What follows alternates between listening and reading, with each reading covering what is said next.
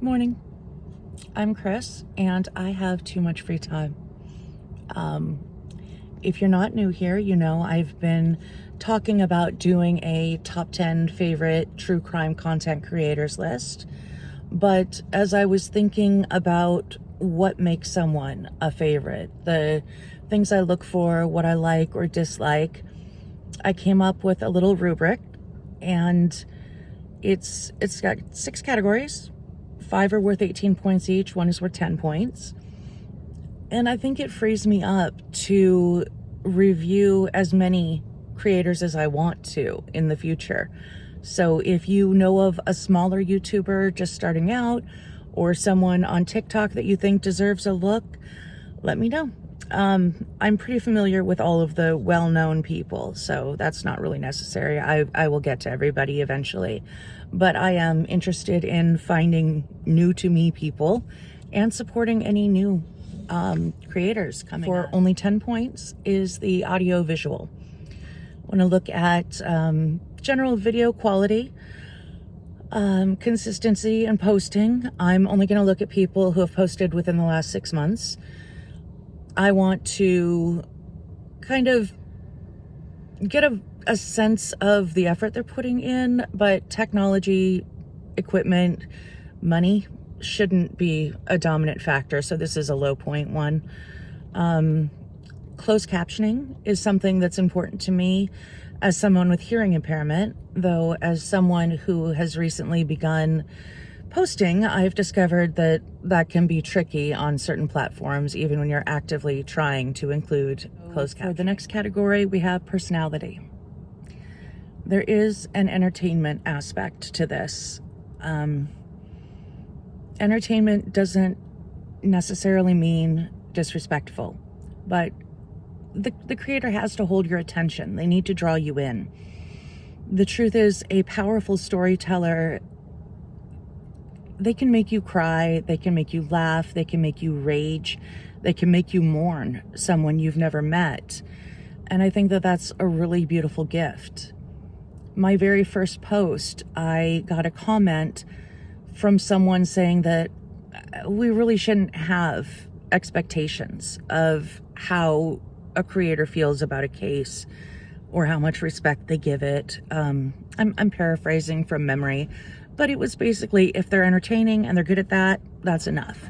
But I feel like the power of a storyteller when you're dealing with true crime is really a gift. You're carrying on this memory of a human being whose life was taken. It's an almost sacred position to be in. I think it's important that the person feels comfortable on camera. I know of a couple creators that feel very stiff and rigid, and when you sense someone doesn't want to be there, it's not exactly appealing to keep watching them. So that is important. I do not deduct anything for lack of humor.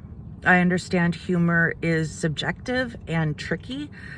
It can't be aimed at the victim or their family unless a family member was the perpetrator.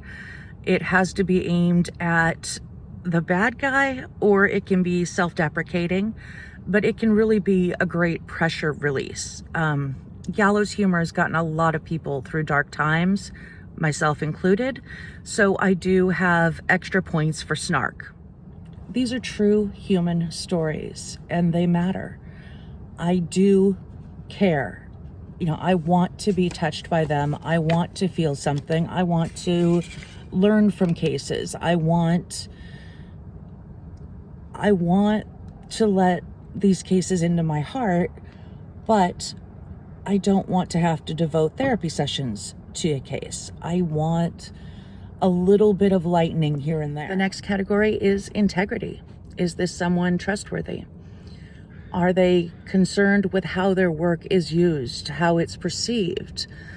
Do clicks outweigh accuracy? Do they care more about likes or empathy for the victims and their families? Are they actively doing something to help, whether it's providing domestic violence information, reaching out to families, looking for the identities of Jane and John Does, posting about missing people, or just lessons we can learn from incidents that have happened in the past. Are they taking an active stance to do good with their work? I thought about putting in background as a category for, people that had worked as psychiatrists, psychologists, police officers, criminal justice majors. But I decided that's really not necessary. As long as someone's heart is in the work, it doesn't really matter what kind of background you're coming from, as long as, you're doing the research and you're acting with integrity. You're trying to help in some way. A lot of good can come out of true crime. A lot of good can come out of true crime content. But some people do put more emphasis on sponsors or money. And I hope that people who are successful in the field have at least personally reflected on the ethics of true crime and what they want to do. There was one person I was a pretty big fan of until I hit an 11-minute ad block. It wasn't even the only ad in the video. It just was 11 minutes long. And I think it was like a 35-minute video. And that's just too much. That whether she intended it or not, the message is that she's putting clicks and likes and money and sponsors above the story, above the human being, and above. There's nothing wrong with sponsorship. Make your money, get paid for your time. A lot of work goes into researching cases, producing videos. I have no issue with that. But 11 minutes in a 35-minute video is too much. You really have to weigh what your priority is. And for me, if I feel the priority is not the family, then they're going to score low on the rubric. The next category is respect. Basic respect for the victims, for their families. Don't sensationalize. Do not focus on the most attention-grabbing graphic details. Think about what you are talking about, who you are talking about as a real human being. It's fine to learn from cases. It's fine to look at mistakes people made, to point out what they could have done differently that might protect someone else. But you can't blame the victims. It's no one's fault if they're victimized by a predator. It is the predator's fault. There are things we can learn from each case. There are things that can make us safer. And that's important. That's worth talking about. But victim blaming is a whole other thing. It doesn't matter what their lifestyle is. It doesn't matter if they were involved in sex work or had struggles with drugs. It's essential to me to have some sense of respect for the life that was lost. Justifying what happened should not happen. Glamorizing a perpetrator should not happen. It should be kept in mind that you are representing these people to the world. You might be their only current voice. That should be respected.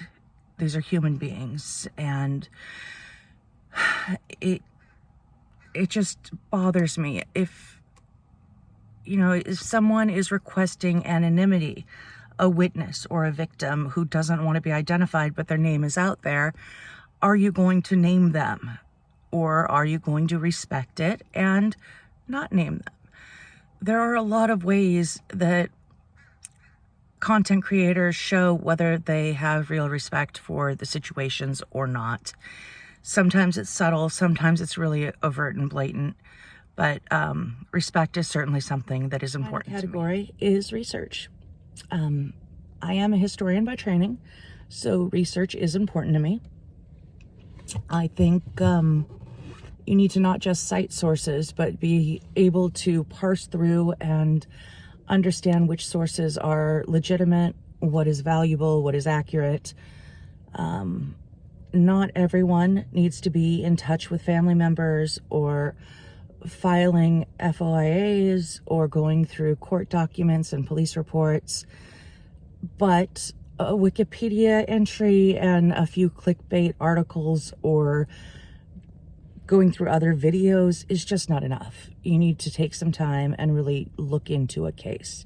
Make sure your information is as accurate as possible. A good researcher looks at the background of the case, of figures in the case, takes in historical context, really presents a full rounded picture of what happened. So that is my rubric.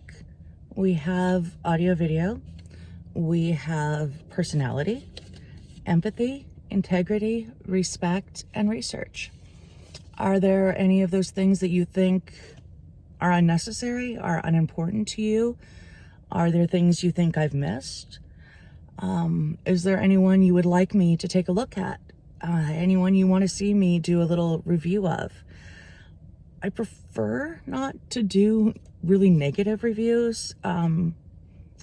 If you suggest someone and I don't do them fairly quickly, it probably means I really don't like them. I think anybody that scores under 75, I'm probably going to feel bad posting about. Anybody over 90, I would recommend. I would suggest you watch. So I would love to hear your suggestions. Anybody I should be watching. Let me know. Stay safe and listen to your instincts. And I will be back with my first review soon. Bye.